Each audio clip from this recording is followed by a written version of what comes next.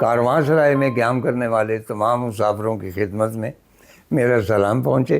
اور جس طرح کہ میں ہمیشہ کہتا ہوں کہ کارواں میں ٹھہرنے والے جو مسافر ہیں وہ ظاہر ہے اونٹوں پہ بھی آئے ہیں، کھچروں پہ بھی آئے ہیں، گدھوں پہ بھی آئے ہیں، گھوڑوں پہ بھی آئے ہیں، تو ان کو بھی ایک تھپکی دلا دیں. اب گھوڑوں کا جو تذکرہ شروع ہوا ہے تو میرا خیال ہے کہ جانور جتنے بھی ہیں اللہ تعالیٰ کی ساری مخلوق ہی حسین ہے. انسان کو میں کم تر درجے پہ رکھتا ہوں، لیکن باہر طور ان میں سب سے زیادہ جو فیسینیشن ہے انسان کے لیے وہ گھوڑے میں ہے. اس کی کیا وجہ ہے یہ میں بیان نہیں کر سکتا.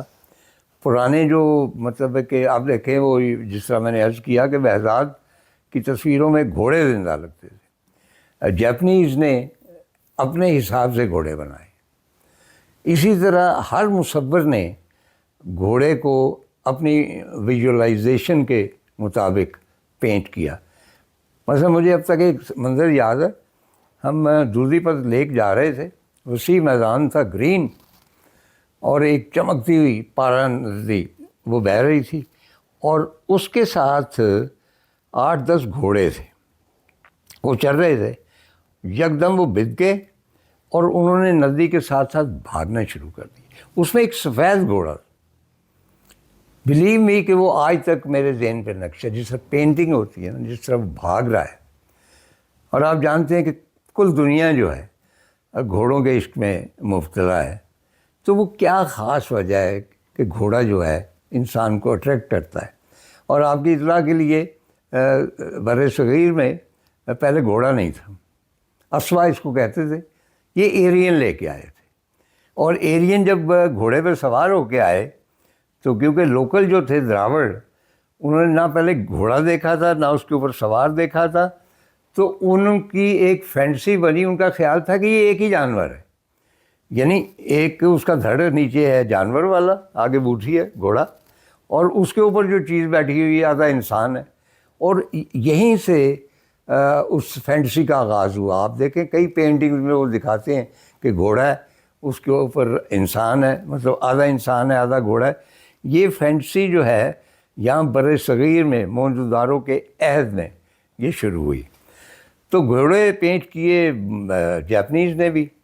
جو ریسنٹ ٹائمز ہیں ان میں مقبول فضاء حسین کے گھوڑے بہت مشہور ہوئے، اور بہت قیمت ان کی پڑی. اور کہا جاتا ہے کہ جو انڈین اسٹاک ایکسچینج اس میں ان کی قیمت پڑتی تھی ان کے گھوڑوں کی.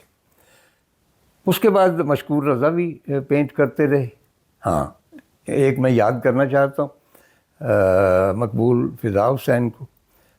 کبھی موقع ملا ان کے بارے میں تفصیلی گفتگو ہوگی کہ آپ جانتے ہیں کہ ہندوستان والوں نے ان کے ساتھ اچھا سلوک نہیں کیا تھا. انہوں نے کچھ دیوی دیوتاؤں کو وہ بناتے رہتے تھے. میرے پاس ایک تصویر ہے، اس میں بھی کوئی دیوی دیوتا ہیں، ہاتھی ہیں. اور جو ایکسٹریمسٹ ایلیمنٹ ہے انہوں نے ان کے خلاف ایک مہم شروع کر دی، جس طرح مذہبی فنیٹکس کرتے ہیں، جنونی کرتے ہیں. مادھوری ڈکشت کے وہ بہت بڑے عاشق تھے، انہوں نے 2 فلمیں بنائیں، ڈائریکٹ بھی کی. باہر طور جب انہیں ہندوستان چھوڑنا پڑا تو قطر نے انہیں نیشنلٹی دے دی. یہ سارا کچھ بیان میں نے اس لیے کیا ہے کہ آخری بات 15-20 سال ہو گئے، خواہش اب بھی ہے شاید نصیب کبھی دوبارہ لے جائے. میں مسجد نبوی میں محراب رسول اللہ صلی اللہ علیہ وسلم کے سامنے بیٹھا ہوں، اور وہاں جو کچھ آپ پڑھ سکتے ہیں، جو کچھ فریاد کر سکتے ہیں وہ میں بھی کر رہا ہوں.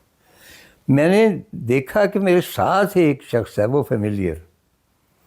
جب میں نے غور سے دیکھا تو وہ مقبول فضاء حسین تھے. ہمیشہ ننگے پاؤں چلتے تھے، سفید داڑھی تھی.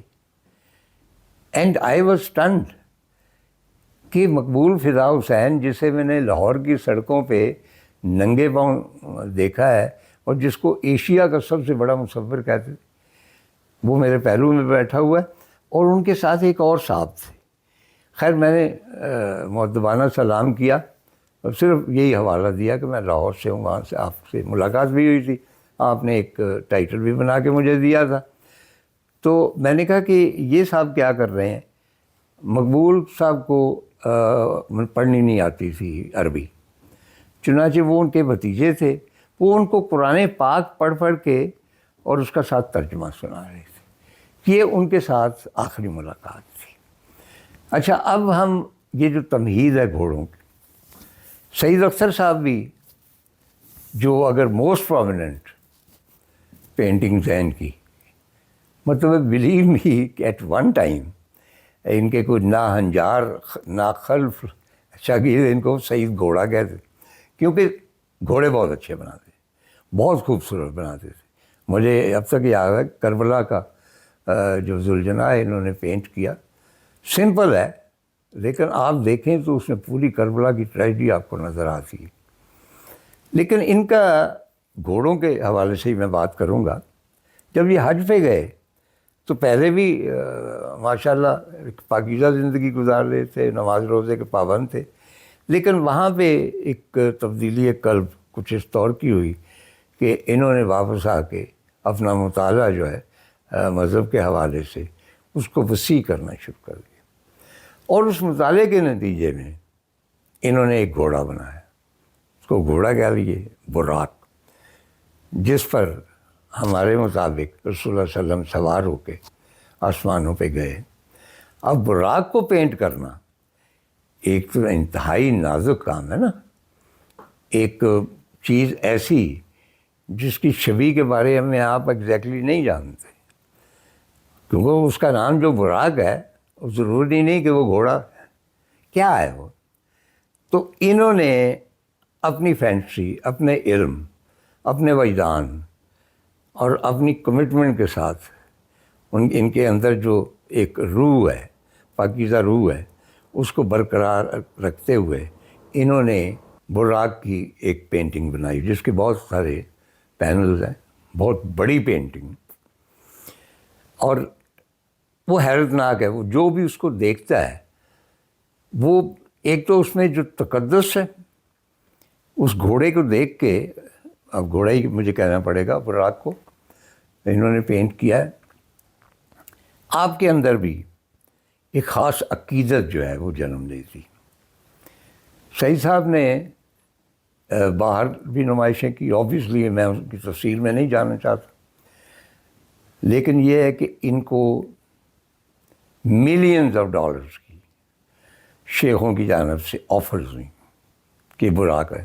انہوں نے وہ فروخت نہیں کیا، کیونکہ یہ ان کی دل کی کمائی ہے، اور دل کی کمائی جو ہے وہ فروخت نہیں کرتا.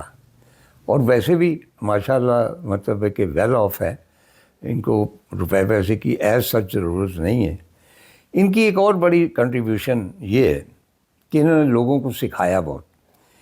مختلف جگہ اسٹوڈیوز بنائے، اور مجھے یاد ہے کہ پہلے گلبرگ میں بھی تھا، صلاح الدین محمود سے فیمس جتنے لوگ ہیں ان کی پورٹریٹس بنائی. اور اچھا قاعدہ ان کی پورٹریٹس کے حوالے سے میں ابھی آؤں گا کہ انہوں نے وہاں پہ ایک شخص تلاش کر لیا جو بالکل اسی طرح ہی اکہرے وزن کا شخص تھا، پسلیاں وغیرہ نکلی، اور یہ اس کو سامنے ماڈل بنا کے تو ان کا بدن پینٹ کرتے تھے. اس کے بعد جتنے انہوں نے کپڑے پہنے وہ سارے دیکھے، اور پھر یہ کپڑے بھی ان کے کرتے تھے. تو پہلے گلبرگ میں تھے، پھر برکت مارکیٹ آئے. اب ان کے بیٹے نے، عمر نے، جو بہت مشہور انٹیریئر ڈیزائنر بھی ہیں، آرکیٹیکٹ بھی ہیں، انہوں نے ان کی مدد سے کہہ لیجیے انہوں نے والد کے لیے ایک اسٹوڈیو بنایا جاؤ ٹاؤن میں، جو اب پریزنٹ ان کی آماج گاہ ہے. اچھا، میں عمر کی ایک بات اپریشیٹ کرنا چاہتا ہوں کہ انہوں نے اپنے والد کا جو اثاثہ ہے اس کو سنبھال لیا اور اس کو آرگنائز کر دیا، یعنی ان کی کوئی چیز ضائع نہ ہو. کہ ان کی بہت بڑی کنٹریبیوشن ہے.